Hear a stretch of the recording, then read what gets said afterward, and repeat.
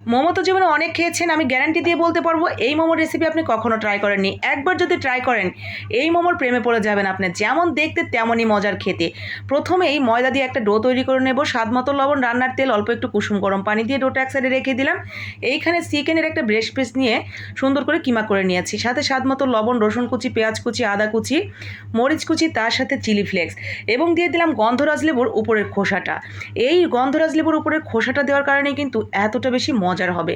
সাথে লেবুর রস, একটু তেল এবং সয়া সস দিয়ে সুন্দর করে মেখে ওটা রেখে দিবেন। এদিকে ডোটার মধ্যে সামান্য একটু গ্রিন ফুড কালার দিয়ে সুন্দর করে আমরা ডোটা মেখে নিয়ে ছোট ছোট রুটি তৈরি করে ভেতরে পুরটা দিয়ে একটা শেপ দিয়ে নিয়েছি, পাতা শেপ। একবারে না বুঝলে দুইবার দেখে নেবেন, নয়তো ভিডিওটা শেয়ার করে রাখবেন।